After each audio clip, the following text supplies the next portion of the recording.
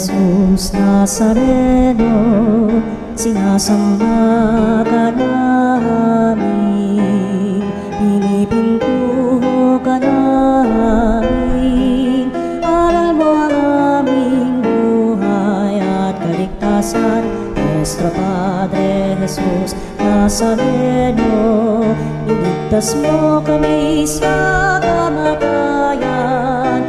Ang krus mong pinamatayan ay sagisag ng aming kaligtasan.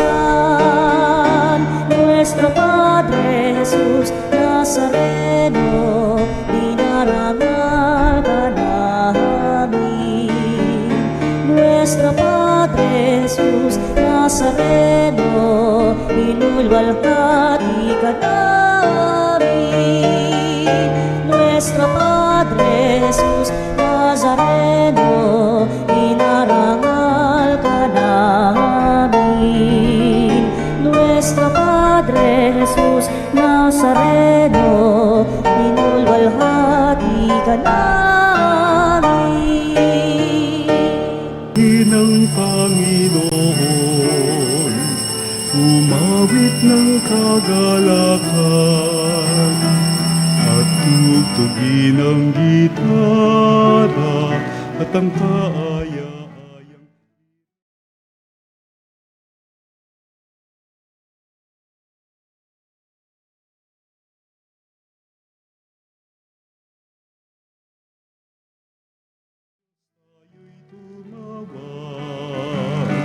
sa ating mga kaaway, tayo ay kanyang iniligtas.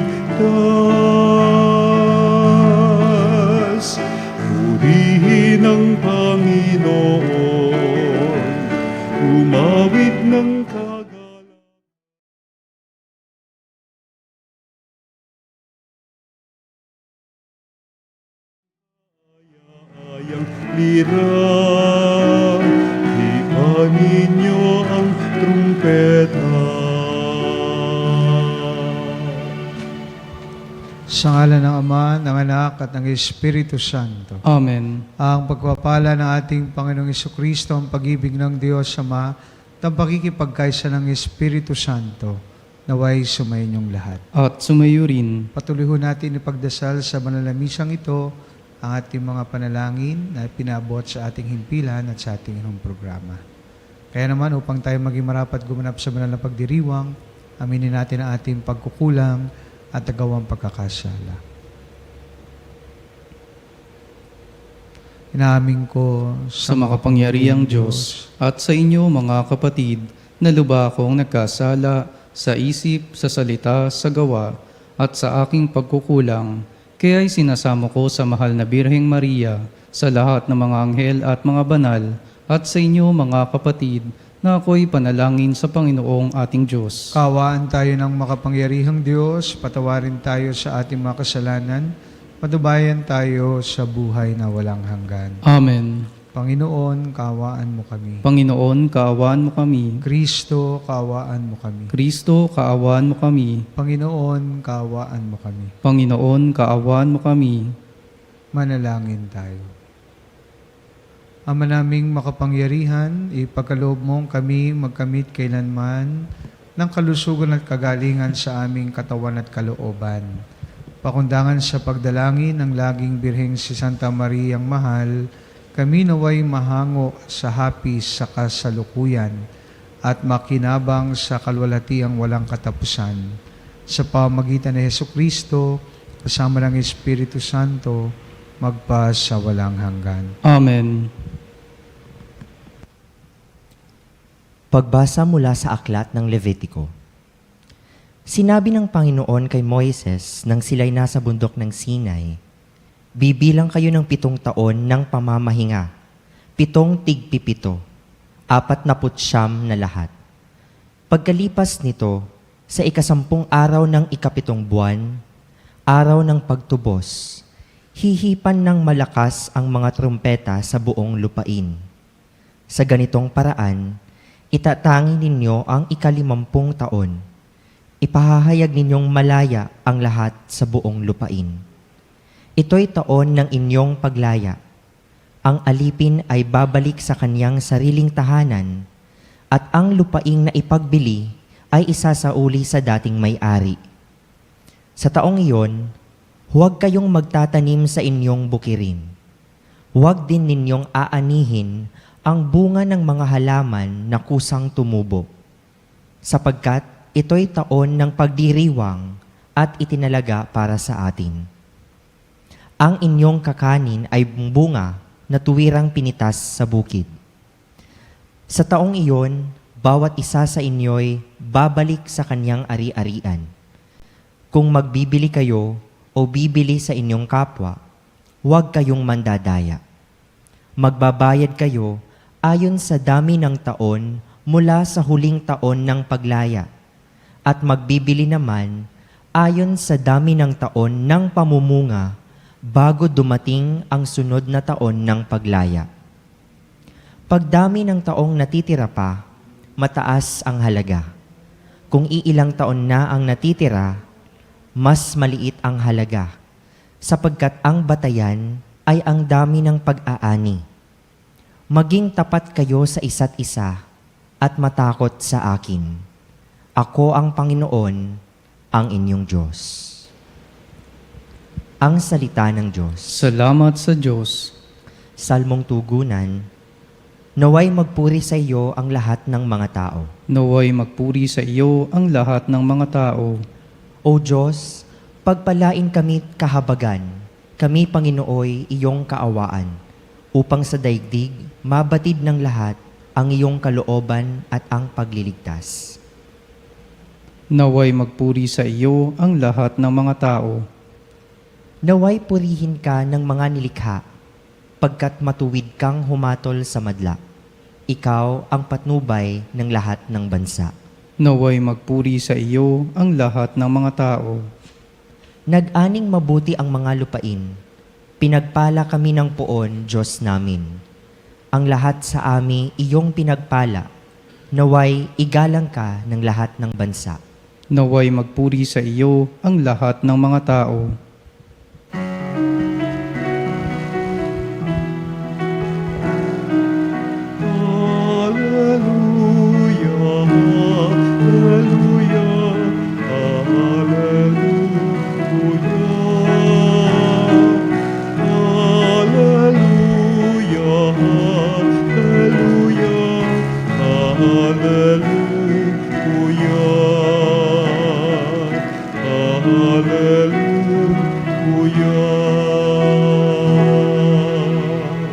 Mapalad ang inuusig sa gawang puspos ng bait, pagkat may kakamting langit. Sumainyo ang Panginoon. At sumayo rin. Ang mabuting balita ng Panginoon ayon kay San Mateo. Papuri sa iyo, Panginoon. Noong panahong iyon, nang makarating kay Herodes na tetraka ang balita tungkol kay Jesus, sinabi niya sa kanyang mga lingkod, siya'y si Juan Bautista na muling nabuhay. Kaya siya nakagagawa ng mga himala. Si Herodes ay nagpahuli, nagpagapos at nagpabilanggo kay Juan. Ang dahilan ay si Herodias na asawa ng kapatid niyang si Felipe. Laging sinasabi ni Juan kay Herodes, hindi matuwid na magsama kayo ng asawa ng iyong kapatid. Ibig ni Herodes na ipapatay si Juan, ngunit natatakot siya sa mga Hudyo sapagkat kinikilala nilang propeta si Juan Bautista.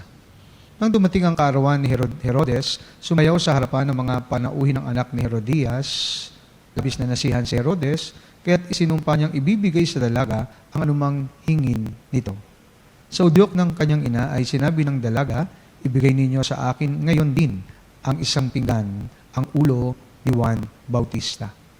Nalungkot ang hari, ngunit dahil sa kanyang pangakong narinig ng mga panauhin, inuutos niyang ibigay iyon sa dalaga.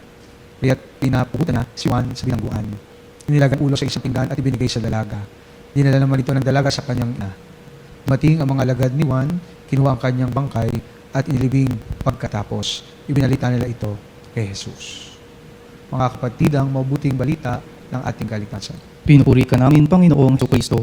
Mapagpalang umaga po ng Sabado mga kapanalig, sa unang Sabado sa buwan ng Agosto.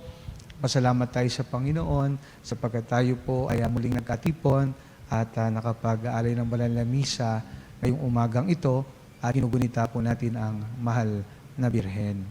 Sa atin mga pagbasa ngayong araw, lalo ng ating Ebanghelyo, I'm sure ay pamilyar ho sa atin, no?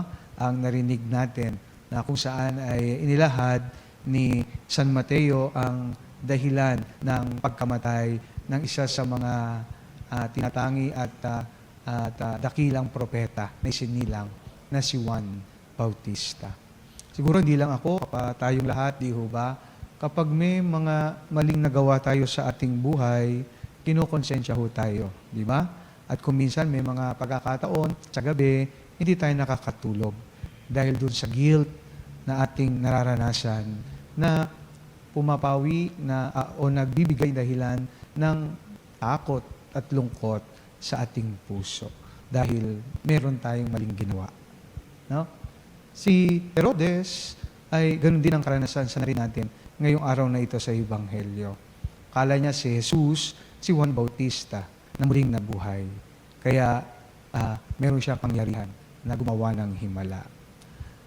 Alam niyo po, nabanggit naman si Herod ay masaya at gusto niyang nakikinig sa karunungan ni Juan Bautista. At tinatangi niya nga ito bilang isang propeta. Pero dahil nabanggit din po sa ating Ebanghelyo na lagi siyang pinalalahanan, sinasabi ni Juan Bautista kung ano ang mali na hindi niya dapat gagawin, hindi po ba? Kaya lalo na yung makiapid sa kanya, asawa ng kanyang kapatid, kaya dito inaresto ni Herodes si Juan Bautista at nilagay sa kulungan.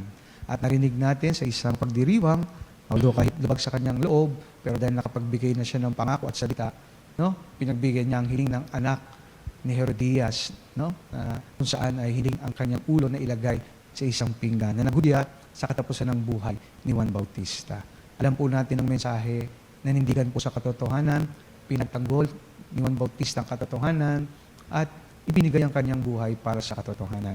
Ang hamon mo sa atin, mga kapanalig, ng Ebanghelyo at ng ating Panginoon ay tularan natin si Juan Bautista at isabuhay ang tawag natin bilang mga propeta. Lalo po sa panahong ito na naghanap pang napakaraming informasyon. Minsan di mo na alam kung ano ang totoo. Kaya kailangan natin mag-discern, mag-aral, mag-research para makita natin at tuba natin mapagtanto kung ano ang katotohanan. Kaya lagi po tayong magsasabi ng katotohanan. Kumiling sa katotohanan, protektahan ang katotohanan at isulong ang katotohanan. Dahil yan po ang isang tatak ng tunay na tapat na alagad ng ating Panginoon. Kahit po siguro, no, hindi ng hamon, kahit ang kapalit natin ay ang buhay natin tulad ni Juan Bautista. Huwag tayong matot sapagkat ang Panginoon ay nasa tabi natin. Kailangan handa tayo para ipaglaban, itama at isulong ang katotohanan. At handa tayo ibigay ito para kay Kristo. Kaya buksan po natin ang ating mga puso para ang Espiritu Santo ay magbigay sa atin ng zeal at katapangan na ma-fulfill po natin ang mission natin bilang saksi ng katotohanan. Dahil ang Diyos ay katotohanan.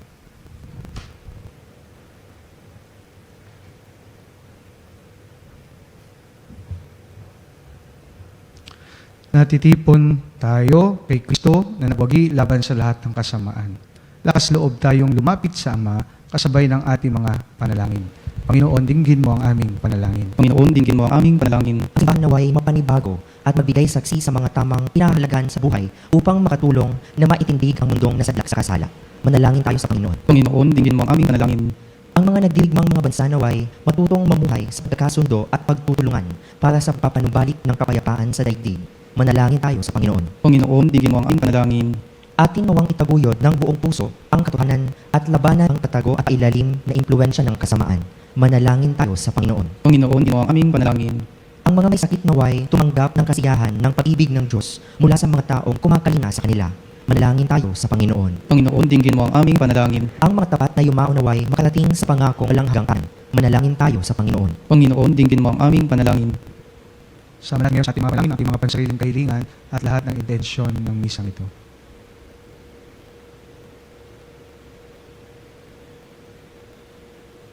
Makapangyarihan Diyos at Ama, habang iniaatas namin sa iyo ang aming mga panalangin, nagpapasalamat kami sa iyong anak na siyang lumupig sa kasalanan at kamatayan. Siya na nabubuhay at naghahari kasama mo at ng Espiritu Santo. Amen.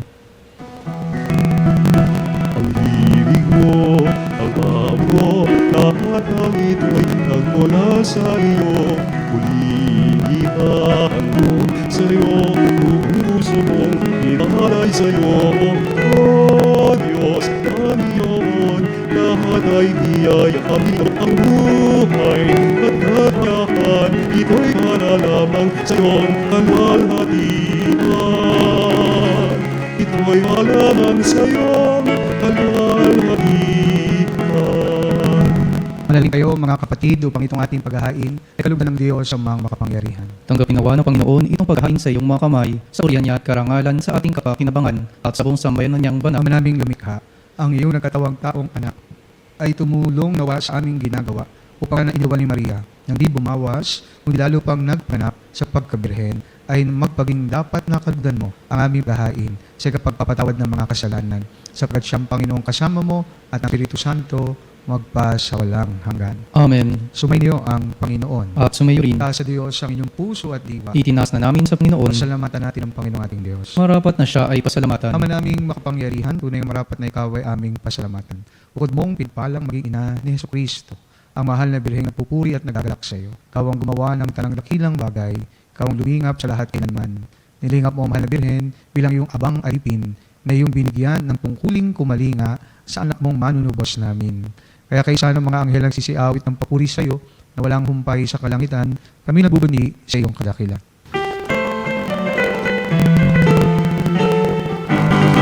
Santo, Santo, Santo, Diyos makapangyarihan, Diyos ng manghati ang langit at lupa. Hosana, sa kaina, asang pinagpanang narito sa ngalan ng Panginoon. Hosana, sa kaina, asang Hosana, sa kaina, asang. Ama naming banal, ikaw ang bukal ng tanang kabanalan, kaya't sa magitan ng iyong Espiritu, gawin banal mga kaloob na ito, upang para sa amin, maging katawan na dugo ng aming Panginoong Jesucristo. Maging puso ng handog, inawakan niya tinapay, pinasalamatan kanya, pinaghati-hati niya yun, iniabot sa kanya ang mga lagay.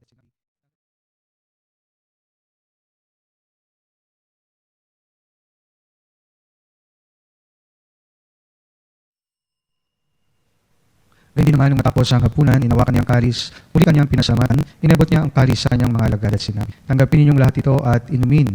Ito ang kalis ng aking dugo, ng bago at walang hanggang hipan. Aking dugo ay bubuhos para sa inyo at para sa lahat kasalanan. Gawin ninyo ito sa pag-alala sa akin.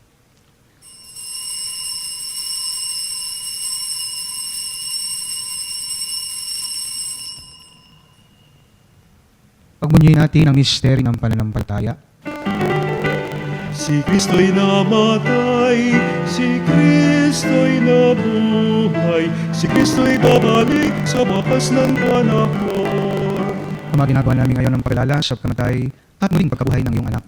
Kaya tinaalay namin sa iyo ang tinapay na nabigay buhay at ang kalis na nagkakalob ng kaligtasan. Kami napakasalamat dahil kami yung minarapat at tumayo sa harap mo para maglingkod sa iyo. Sama namin kami magsalo sa katawan na dugo ni Kristo ay mabuk pagkakaisa sa pamamagitan ng Espiritu Santo.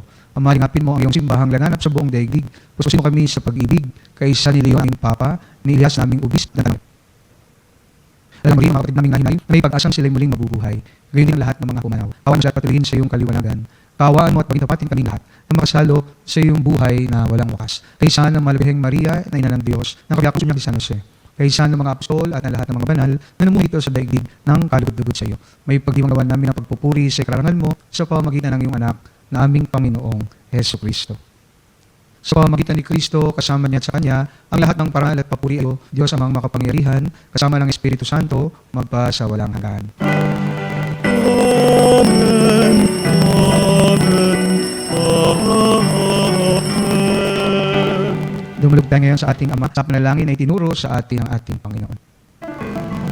Ama namin, sumasalangit ka, sabihin ang ngalan mo, masa amin, ang kaharian mo, sundin ang loob mo, dito sa lugar, walang ng salahin, kami ng aming kapanin sa araw-araw at natawa mo kami sa aming mga sala para ng pagpapatawad namin sa nagkakasala sa kami.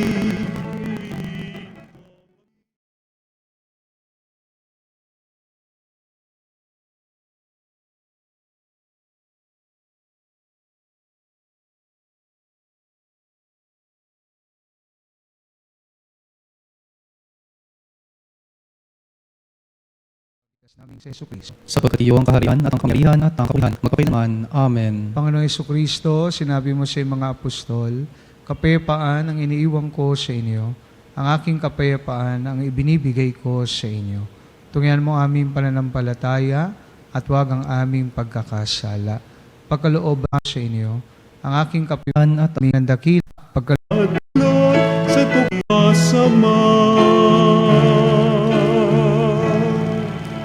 Inihiling namin kami diyan sa lahat ng masama, pagkalooban ng kapayapaan araw-araw, iligtas sa kasalanan, at ilayo sa lahat ng kapangan. Samantalang aming pinananabikan ng dakilang araw ng pagpapahayag ng tagapagligtas naming sa Yesu Kristo. Sapagkat iyo ang kaharian at ang kapangyarihan at ang kapurihan, magpakailanman. Amen. Panginoong Yesu Kristo, sinabi mo sa mga apostol, kapayapaan ang iniiwan ko sa inyo, ang aking kapayapaan ang ibinibigay ko sa inyo. Tungyan mo aming pananampalataya at huwag ang aming pagkakasala. Pagkalooban mo kami ng kapayapaan at pagkakaisa ayon sa iyong kalooban. Kasama ng Espiritu Santo at walang hanggan. Amen. Ang kapayapaan ng Panginoon ay laging sumainyo. At sumayo rin. Magbigayan po tayo ng kapayapaan sa isa't isa. Peace be with you all. Peace be with you. Kordero ng Diyos na nakalis ang mga kasalanan ng sanlibutan, maawa sa amin. Kordero ng Diyos na nakalis ang mga kasalanan ng sanlibutan, maawa sa amin. Kordero ng Diyos na nakalis ang mga kasalanan ng sanlibutan, ipagawa mo sa amin ang kapayapaan. Mga kapatid, narito si Jesus, ang Kordero ng Diyos, na nag-aalis sa mga kasalanan ng sanlibutan. Kapalad tayong lahat, pinanayahan sa kanyang banal na piging. Panginoon, hindi ako karapat-dapat na magpatuloy sa iyo, ngunit sa isang salita mo lamang ay gagaling ako. Tawa ni Kristo. Amen. Mga kapanalig, ating dasalin ang komunong ritual. O Jesus, nananalig ako sa pananahan mo sa kabanal-banalang sakramento. Minamahal kita higit sa lahat at hangad ka ng aking kaluluwa. Hindi ko man matatanggap ngayon ang iyong katawan at tupo. Inaasahan ko na patuloy bumuhay sa aking puso. Naniniwala ako na narito ka at kaisa ng aking buong pagkatao. Huwag mong ipahintulot na mawalay ako sa iyo. Amen. Panalangin sa mahal bilang katotohanan. O bilang katotohanan, Ina ni Jesus, ang nagkatawang kang salita. Salamat sa iyong anak. Tinat ko siya aking katotohanan at ligtasan. Sa pakikinig sa salitang Diyos, tulungan mo akong maging malaya. Sa oras ng hirap at pagsubok, hinawid mo sa akin na nasa krus ng tagumpay. Sa aking paglalakbay, akayin mo ako sa buhay ng paglilingkod at sabay naganap at kasiya-siya. Kupkupin mo ako ang aking mga kapatid na nakikinig, natututo at nagmaman. O Maria, Birhen ng katotohanan, ipanalangin mo kami. O Jesus, kabdaan, ikaw ang katotohanan at ikaw ang buhay. Iligtas mo kami. Amen. Manalangin tayo. Ama naming mapagmahal, sa pagsasalo namin sa banal na pakikinabang, ang iyong kagandahang loob ay aming hinihiling upang ang pagpaparangal namin sa mahal na Birhen at pagtulad namin sa Kanya ay maging dapat na aming paglingkuran ganap sa loob mong kaligtasan sa pamagitan ng Yesu Kristo, sa mga Espiritu Santo, magsawalang hanggan. Sumayin niyo ang Panginoon. At sumayo rin. Pagpalain po kayo ng makapangyarihang Diyos, Ama, Anak at Espiritu Santo. Amen. Tapos na ang banal na misa, humayo tayo sa pag-ibig at kapayapang Kristo. Salamat sa Diyos. Amen.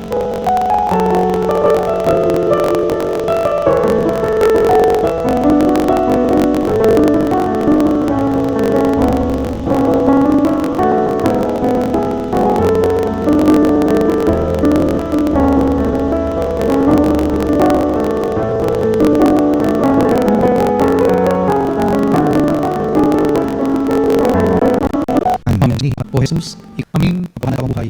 Iligtas mo kami. Amen. Manalangin tayo. Ama naming mapagmahal, sa pagsasalo namin sa banal na pakikinabang, ang iyong kagandahang loob ay aming hinihiling upang ang pagpaparangal namin sa mahal na Birhen at pagtulad namin sa Kanya ay magpaging dapat na aming paglingkuran ang pagganap sa kaloob mong kaligtasan sa pamamagitan ng Yesu Kristo, kasama ng Espiritu Santo, magpasawalang hanggan. Amen. Sumayin ang Panginoon. At sumayo rin. Pagpalain ng makapangyarihang Diyos, Ama, Anak, Espiritu Santo. Amen. Tapos ng banal na misa, humayo tayo sa pag-ibig at kapayapaan ni Kristo. Salamat sa Diyos.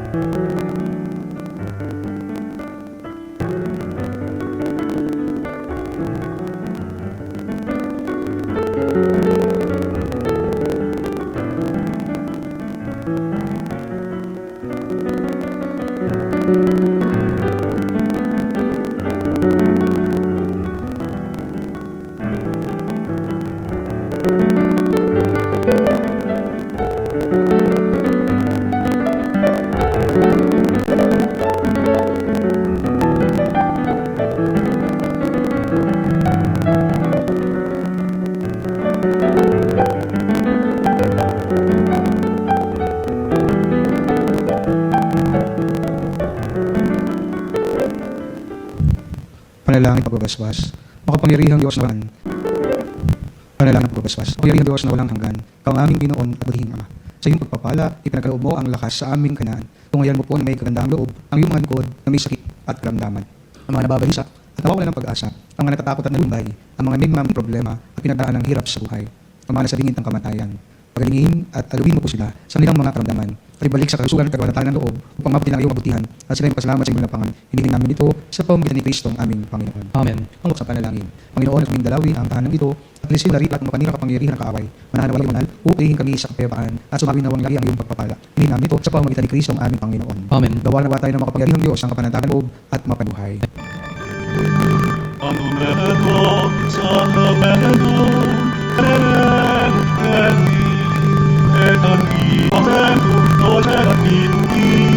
Desde Fides, Supremo